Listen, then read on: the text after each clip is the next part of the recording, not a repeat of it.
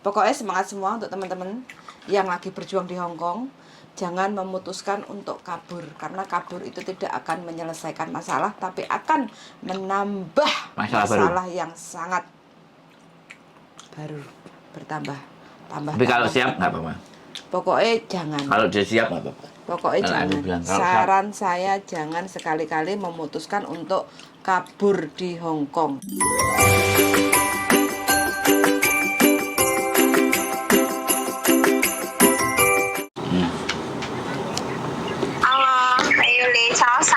Cosan Mbak Pripon. Aduh, terima kasih ya Mbak Yuli, maaf nih saya sampai minta nomor segala. Oh ya, nggak apa-apa. Ganggu ya? Nggak, gimana? Iya. Iya ini iya Mbak, aku mau nanya, ini kan apa, adik ipar aku tuh di sini kan kemarin kan di sini dia udah 2 tahun ya dulu itu waktu bulan 11 kemarin, tapi dia pulang ke sini lagi. Nah kesini lagi baru 2 bulan sama majikannya itu ada masalah, jadi dipukulin terus adik ipar aku. Tapi udah kayak gitu dia minta apa ya, maksudnya dia ngelawan gitulah. Tapi dia yang disalahin, akhirnya dia dikeluarin tengah malam itu.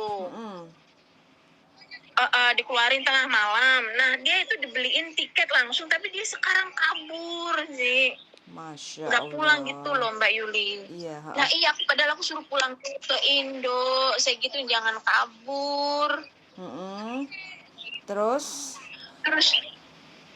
sekarang tuh dia adanya di Prince Edward situ. Terus dia itu sama di kos-kosan sama anak-anak gitu loh. Tapi dia sekarang nggak ada kerjaan. Maksudnya Mbak Yuli bisa nggak cariin kerjaan Mbak Yul? Ada nggak gitu loh, aku bingung ini. Aku tuh mau suruh pulang dia ya, karena dia udah baru belum ada 1 bulan sih dia kabur. Sebelumnya percakapan ini saya rekam, boleh? Nanti saya upload di YouTube. Boleh nggak apa-apa. Boleh. Boleh. Sekarang gini loh Mbak ya, dia yang memutuskan untuk kabur itu apa? Kalau enggak yang bersangkutan, soal kan ini orang ketiga, sampean kan sebagai saudaranya kayak gitu kan? Iya.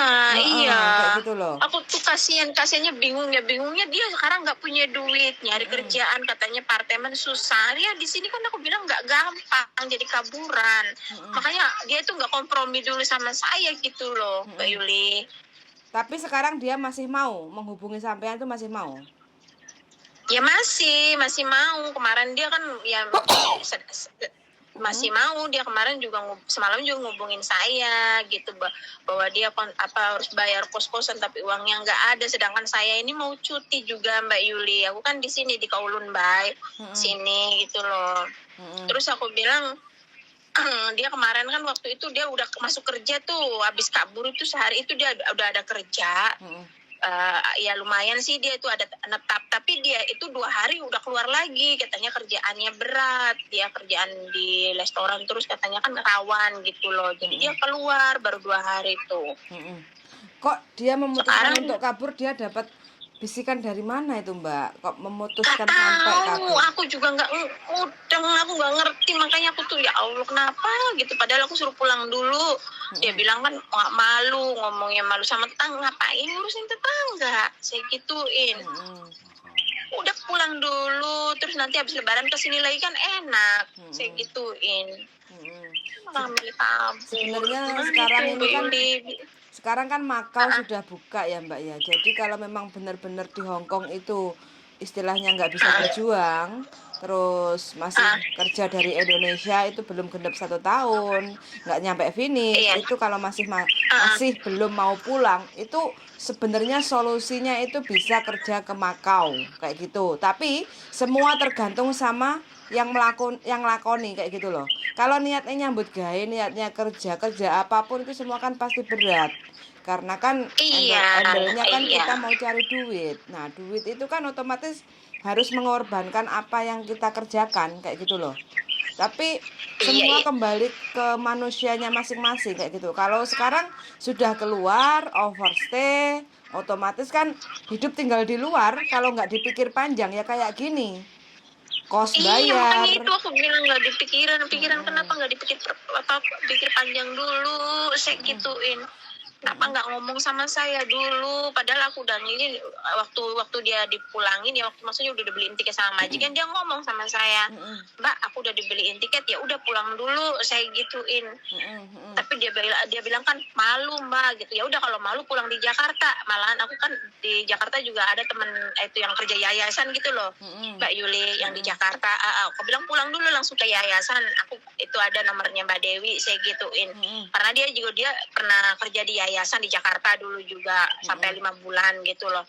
Udah masuk yayasan dulu. Nanti kalau udah habis lebaran kalau memang mau balik Hong Kong lagi, aku bilang balik lagi ke sini nggak jadi masalah, biar kan enak gitu loh. Kan malah dia milih keluar gitu. Makanya aku pusing, jadinya aku bilang nyari kerja di mana, udah semua temen tak kabarin, tak suruh cari itu apa, gimana Mbak Yuli Dia dulu solusinya? berapa lama di Hong Kong? Dia itu waktu pertama kerja masuk Hong Kong itu 2 tahun finish di Tuen Mun itu. Nah bulan 11 tahun kemarin dia itu dia baru pulang. Baru pulang.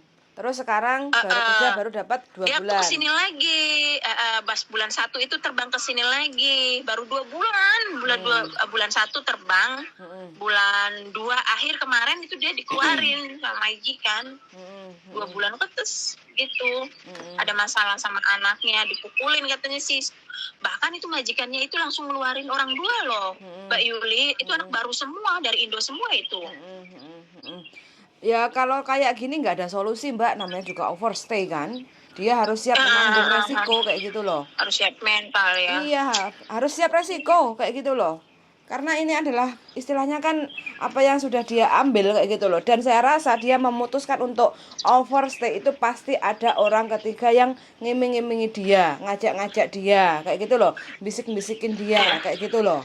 Nah, ya harusnya carinya ke sana bukan ke kita kayak gitu loh. Kalau kita kan bukan agen kaburan, cariin kerjaan untuk orang yang kaburan kayak gitu. Dari itu Mbak Yuli, makanya aku bilang di sini kan nggak ada agent tuh, nggak ada agent namanya agent kaburan. Kalau di sini, kalau di Taiwan kan banyak, saya gituin. Kalau di Hong Kong itu sulit. Aku bisa bilang sebandel-bandelnya saya, kalau di Hong Kong aku nggak berani. Bener, saya gituin. Aku lebih baik pulang dulu ke Indonesia berapa bulan nunggu, saya gituin. Betul. Terus balik sini lagi, gitu loh. Ini apa dia milih Taiwan dulu? kabur. Dulu pernah ke Taiwan tak? Siapa? Mbaknya itu. Saya. Mbaknya yang dulu. Mbaknya yang sampean itu. Belum pernah, dia belum pernah kemana-mana dia. Jadi dia dulu pernah kerja di Singapura aja dia. Itu juga di Singapura nggak nyampe 1 tahun dia pulang. Papa ya. Pulang. Iya, terus kerja di Hong Kong baru 2 tahun. 2 tahun finish, 2 tahun finish terus balik lagi sini baru 2 bulan ya ini terus. Dengan memang sih adik saya itu nggak ngerti dia. Dengan kondisi yang sekarang ini di Hong Kong itu nggak mudah untuk cari kerjaan. Yang resmi aja sulit untuk berjuang, apalagi yang ibaratnya bolongan, yang kosongan. Nah, maka dari itulah Mbak Yuli, aku mau tanya ini nih, seumpama aku tuh ngomong sama adik saya suruh pulang lah. Nah seumpama antara bulan 6 bulan 7 lah udah suruh pulang aja, aku yang beliin tiket. Itu gimana itu Mbak Yuli, daripada di sini kelontang-kelantung, makan harus, bayar kos-kosan harus, kerjaan nggak ada, bikin susah saya kan. Kok sampai yang tambah susah Mbak, yang jalanin itu lah iya, maka dari itu aku tuh bingung. Aku dari kemarin Mbak Yuli, aku sampai nggak bisa tidur, aku takutnya dia diusir dari kontrakan gitu loh. Sedangkan dia bilang emang gimana, aku nggak punya duit, gini kontrakan ngomongnya kalau nggak ada bayar dikeluarin gitu loh Mbak. Punya bingung. Adik ipare sampean itu kerja nggak serius, sambat yang sampean kayak gitu, kok sampean jadi sasaran kayak gitu loh. Dibilang aja nah, iya. Orang baik ini sampean Mbak. Enggak. Aku tuh bingung. Apa? Ini apa namanya? Maaf ya Mas. Sampean kakaknya suaminya dia? Iya, saya ipar. Kalau sampean kakaknya suaminya dia, sampean sudah ngomong sama suaminya? Udah tahu kemarin juga aku telepon sama suaminya, tapi suaminya juga nggak mau ngangkat karena takut dia mungkin takut dimarahin, aku tak omongin gitu loh. Istrinya kan di sini nggak kerja, kasihan gitu loh maksudnya. Enggak, maksudnya sampean belum berkomunikasi sama suaminya. Belum. Yang ini masalah ini nih, masalah kontrakan ini, waktu istrinya lagi bingung nyari duit ini, aku belum ngomong. Kemarin aku telepon malahan di reject, nggak diangkat gitu loh. Ya enggak, pokoknya informasikan saja bahwa bojomu, istrimu itu sudah kondisinya seperti ini. Tolong kamu nasihati saja. Ya ini keluarga kalian. Aku nggak bisa sampai ngurusi dia segalanya sesuatunya. Jadi jangan kamu nanti ketika aku gak bisa nyembadani atau gak bisa bantuin, terus kamu tendensi sama saya. Sampean sampaikan seperti itu. Kalau dia sudah posisi overstay, ya kan, mau nggak mau dia, kalau dia nggak mau pulang ke Indonesia, mau nggak mau ya harus berjuang. Pekerjaan kalau ngomongnya sama saya banyak, pekerjaannya banyak, cuman saya nggak mau kasih info ya kan, nanti karena ini kan kita tayangin ke YouTube, nanti semua orang pada minta ke saya kan, yo pusing dasi kan. Jadi kalau pekerjaan dia banyak pastinya. Iya, saya juga kan ngomong sama dia, kalau memang mau kerjaan apa aja ya harus sabar, saya gituin. Kemarin kan dia udah kerja di tempat restoran gitu baru 2 hari, ngomongnya ya capek katanya. Terus ada oversetnya udah berapa hari, berapa bulan? Ya 1 bulan lah, 1 bulan kayaknya, 1 bulan kurang lah. Jadi kalau 1 bulan kayaknya gitu. Sebenarnya kalau 1 bulan itu sebenarnya masih ada ampunan loh sebenarnya loh, kalau mau pulang. Kalau dia mau pulang ada ampunan sebenarnya. Iya, maka dari itu nah, seumpama aku tuh mau gitu loh beliin tiket dia pulang gitu, terus larinya kemana? Ke KJRI aja gitu. Enggak, Kowloon B. Oh, Kowloon B. Ya, ke Kowloon B menyerahkan diri. Terus di apa itu? Di KJRI apa Kowloon B? Kowloon B imigrasi, Kowloon B. Kowloon B itu bukan di KJRI. imigrasi. Imigrasi yang mengatasi anak-anak overstay kayak gitu. Nanti tak kirimin alamatnya. Jadi dia ke situ, dia menyerahkan diri, kemudian dicatat, ketok palu. Habis itu kalau dia sudah beli tiket, ya itu lebih enak. Jadi kemungkinan untuk masuk ke sel gitu ya, Mas. tipis gitu loh, karena ada tiket. Jadi nanti dia dibiarkan di luar. Terus habis itu di hari hanya atau mungkin dia suruh ke Kowloon B mbak surat. Nah setelah bawa surat, ya kayak surat merah kalau dari imigrasi Wanjai, kayak anak-anak itu loh yang disuruh pulang, dia bawa surat. Nah suratnya nanti dibawa ke bandara, ditunjukin di orang bandara. Jangan kabur lagi kalau sudah menyerahkan. Kalau udah kayak gitu, ada kesempatan lagi cari kerjanya ke Makau. Kalau ke Makau langsung. Kalau ke Makau dia bisa langsung. Cuman gajinya nggak setinggi di Hong Kong. Tapi ya pekerjaan sama lah, rumah tangga. Ya kalau dia jadi tapi harus pulang Indo dulu gitu ya, Mas. Ya karena dia posisi sudah overstay. Kalau dia overstay tiba-tiba kalau dia tiba-tiba ke Makau overstay, di bandara sudah jelas ditahan. Dan tidak bisa ke Makau, dipulangin balik ke Indonesia. Tapi kalau udah dari Kowloon B menyerahkan diri kan dapat amplop merah. Terus nggak pulang ke Indonesia tapi ke Makau nggak bisa. Surat itu tetap ke Republik Indonesia. Karena sidang. Tapi kalau dia waktu keluar dari majikan sebelum 14 hari, dia keluar ke Makau, kesempatan untuk balik ke Hong Kong lebih besar lagi. Nah ini buat pengetahuan. Jadi sekali lagi omongannya sampean tadi, kalau dia mau memutuskan untuk cabut kan, kalau dia ngajak diskusi kita bisa bawa ke arah yang benar sebelum keluar, supaya tidak ada rekor. Dia nggak mau ngomong dulu sama saya gitu loh, masih nggak mau konfirmasi sama saya dulu gitu loh. Makanya satu-satunya jalan ya kalau dia mau pulang, dia nyerahin diri Kowloon B, minta pengampunan. Tiketnya sudah ada, misalnya dari 1 minggu atau 2 minggu menjelang dia lapor ke Kowloon B, dia tunjukin saya udah punya tiket dan saya memang berniat pulang, itu bisa dilepasin di luar. Tapi kalau dia masih ada harapan untuk kerja lagi ke Hong Kong. Nggak bisa. Nggak bisa. Berat. Adapun itu kalau bisa itu bejo-bejan. Tapi kalau PT dia sudah overstay, nggak mau proses. PT nggak mau ambil risiko. Jadi itu benar-benar catatan wong anak intermediate setahun 2 kali atau 3 kali PT udah nggak mau kok. Apalagi overstay sebulan. Mau nggak mau kalau kesempatannya dia mau keluar yang balik ke Singapura. Kalau tidak ada catatan buruk ya silahkan ke Makau. Makau jauh lebih murah dan bisa. Atau kalau dia ya sekali lagi kan ini daya juangnya rendah. Belum siap pulang, tapi bukan belum siap pulang. Anak ini daya juangnya rendah. Daya juang rendah itu dia nggak siap berjuang menghadapi Hongkong di negara di luar negaranya dia. Jadi iya makan dari itu nggak apa-apa, udah. Sekarang kan Samen nggak usah bingung, kan Samen sudah dengerin saya tadi ngomong. Iya. Samen nggak perlu sekarang itu Samen nggak perlu bingung, nggak perlu nyakitin diri Samen sendiri, nggak perlu pusing-pusing, nggak perlu ruwet, hidupnya dia. Samen sudah bisa bantu, kau tim Sai. Jangan terlalu dipikir apalagi nggak bisa tidur, macam-macam. Samen punya majikan Samen baik, Samen bisa berjuang, nggak ada waktu buat mikirin dia. Udah kasih tahu seperti itu. Kalau dia nggak mau, suruh telepon saya. Kalau dia masih kuat pengaruhnya dari luar, ya sudah silakan tentukan jalan pilihan hidupnya. Sekali lagi kita nggak bisa batasi orang kan.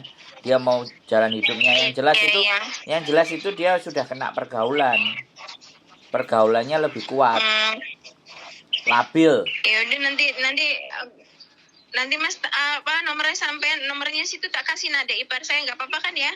Biar suruh telepon sampean gitu. Nah, Samen kan udah tahu di channel YouTube saya sudah ada nomornya juga.